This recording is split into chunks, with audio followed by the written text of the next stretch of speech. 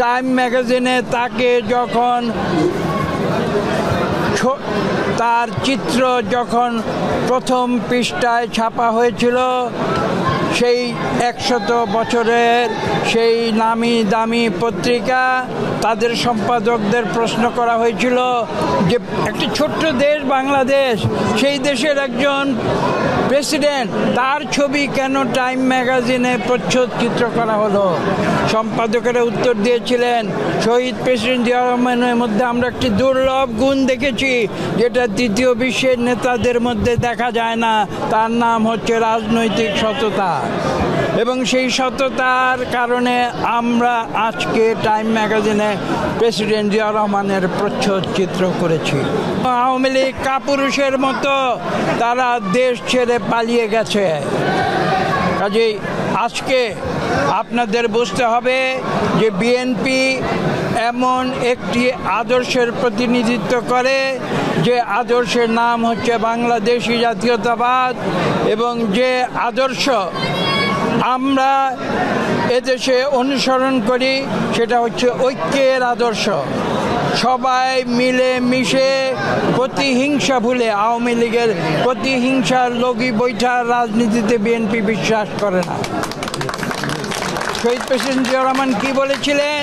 তিনি বলেছিলেন ব্যক্তির চেয়ে দল বড়, দলের চেয়ে দেশ বড়। এই জন্য তিনি নমস্য হয়ে আছেন। এই স্বৈরাচারী সরকারের বিরুদ্ধে যে প্রতিবাদ, সেই প্রতিবাদে একটা গুরুত্বপূর্ণ ভূমিকা ছিল বিদেশে যে প্রায় 1 কোটি, এখন বলা হয় প্রায় 1 কোটি বাংলাদেশি বিদেশে বসবাস করে, তাদের যে এই স্বৈরাচারী আওয়ামী সরকারের বিরুদ্ধে প্রতিবাদ, সেই প্রতিবাদের যে ফলাফল আজকে ছাত্র জনতার বিপ্লবের মাধ্যমে অর্জিত হয়েছে, তারই ফলশ্রুতিতে আজকে আমরা এখানে এসেছি।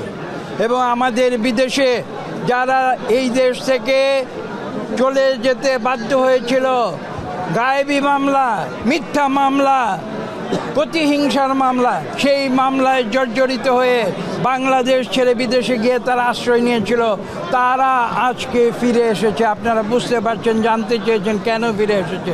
তারা ফিরে এসেছে স্বাধীন বাংলাদেশে, আজকে মুক্ত নিঃশ্বাস নিতে ফিরে এসেছে। এবং অনেকে বলেন, আপনারা শুনেছেন, মানুষের এমন একটি অনুভূতি হয়েছিল যেন আমরা পুনরায় দ্বিতীয়বারের মতো যেন আমরা আবার স্বাধীনতা লাভ করেছি। এটাই হচ্ছে বাস্তব সত্য। আপনারা তাত্ত্বিকেরা যত বিশ্লেষণ করেন না কেন, তার্কিকেরা যত তর্ক করেন না কেন, এটা অস্বীকার করতে পারবেন না। বাংলাদেশের রাজপথে একজন রিক্সা চালককে গিয়ে জিজ্ঞাসা করুন, গ্রামে গিয়ে একজন কৃষককে জিজ্ঞাসা করুন, একজন শ্রমিককে জিজ্ঞাসা করুন, প্রতিটি মানুষ বলবে যে আজকে আমরা আবার নতুন করে মুক্তির নিঃশ্বাস ফেলছি। সরকারকে অহেতুক কোনো বিলম্ব করলে হবে না, তাদেরকে অত্যাবশ্যক যে সংস্কার সেগুলো সম্পাদন করে অনতিবিলম্বে বাংলাদেশে একটি সুষ্ঠু নিরপেক্ষ নির্বাচন দিতে হবে, এবং সেই নির্বাচনের মাধ্যমে বাংলাদেশের মানুষের অধিকার মানুষের কাছে ফিরিয়ে দিতে হবে। এটা শুধু মানুষের ভোটের অধিকার নয়, এটা মানুষের কথা বলার অধিকার, এটা মানুষের বেঁচে থাকার অধিকার।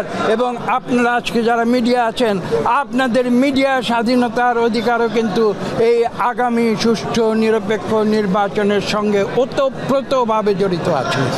কাজে এই কথাগুলো আমি স্পষ্ট ভাষায় বলে দিতে চাই। আমরা আশা করি এই সরকার অনতিবিলম্বে একটি সুষ্ঠু নির্বাচন দেবে, যে নির্বাচনের মাধ্যমে সত্যিকার জনপ্রতিনিধিদের যে একটা পার্লামেন্ট গঠিত হবে, এবং সেই পার্লামেন্ট একটি জনগণের সরকার গঠন করবে। বিএনপি ক্ষমতার জন্য রাজনীতি করে না, আমরা জনগণের সেবা করার জন্য রাজনীতি করি।